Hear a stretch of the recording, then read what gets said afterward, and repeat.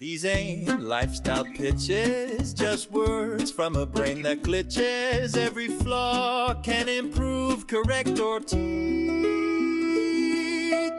Welcome to Mac Devlin's Imperfect Speech. Washington, D.C. unveils new pre-crime initiative. Future misconduct to be prosecuted before it destabilizes democracy.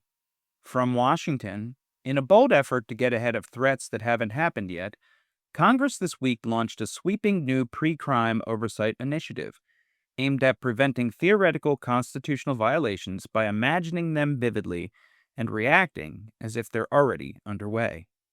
The initiative gained national attention following a high production value video message from 6 Democrat lawmakers, most of them veterans or former intelligence officers, who urged U.S. military personnel to refuse any unlawful orders. Not any current orders, but possible unlawful future orders. They're calling this the Bad Vibes Standard. "We want to be absolutely clear," said Representative Christy Houlihan, one of the featured lawmakers. "The Constitution is under threat from our understanding of what might feel like a threat if things keep trending vaguely downward." The lawmakers declined to cite any specific orders or ongoing abuses, but instead issued broad, confident warnings about a collapse that has not yet occurred. This has now been designated as a Category 4 hypothetical coup under the Pre-Crime Threat Index. Commander-in-Chief responds poorly. President Donald Trump, currently serving his second non-consecutive term as the 47th President of the United States, responded with typical restraint. Within hours of the video's release, he posted repeatedly on Truth Social that the lawmakers involved were traitors and called for them to be charged with sedition, tried, and if convicted, executed. While the pre-crime initiative was based on fears of a potential authoritarian crackdown, Trump's immediate call for executions was widely seen as proof of concept. "It's a rare thing," said one congressional staffer close to the operation. "You warn about a hypothetical constitutional crisis, and the president says, 'Great idea, let's get started.'" Pre-crime oversight chair Alyssa Slotkin issued a formal memo stating, "We deeply regret the president's predictable reaction, which we very carefully anticipated."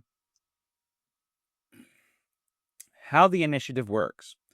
Under the new framework, Congress may preemptively inform troops and intelligence officers of illegal behavior that has not yet occurred but could conceivably happen if conditions become emotionally volatile. Personnel are advised to withhold compliance from any directive that evokes an internal sense of constitutional unease. "It's a gut check system," explained Representative Jason Crow. "If a future order might cause an internal breach of civic alignment, they're encouraged to visualize it as having already occurred and disobey accordingly." The Pentagon has expressed mild confusion about the process, but is attempting to integrate new training protocols, including scenario forecasting exercises, ethical time travel decision trees, feelings versus facts laminated charts.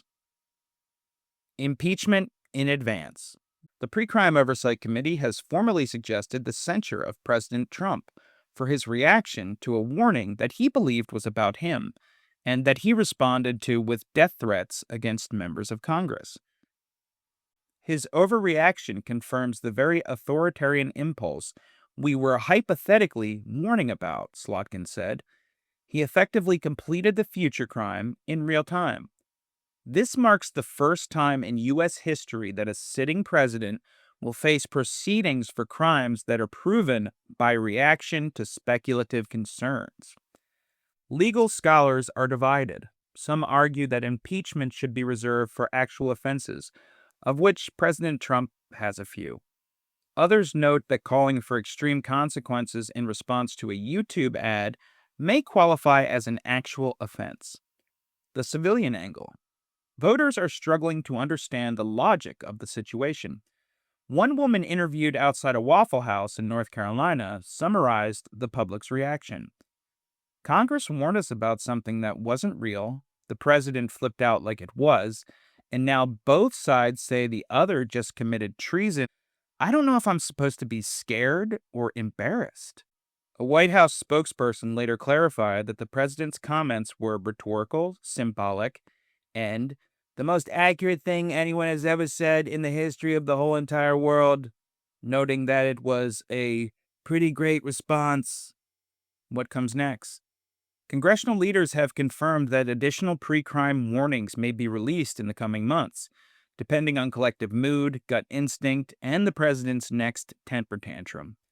Possible topics include advisories against declaring martial law on TikTok trends, pre-denunciations of future pardons for people who haven't broken any laws yet, but might feel like they would. Meanwhile, President Trump has announced the creation of a counter pre-crime task force aimed at investigating members of Congress for disloyalty they haven't yet shown. Get ready for pre-crime. In a country now governed by escalating predictions of doom, the Pre-Crime Oversight Initiative represents a bold step forward in preventative panic. By criminalizing the possible and reacting with theatrical vengeance, America's leaders continue to show they are deeply committed to winning the argument about who started the fire, even before the match is lit.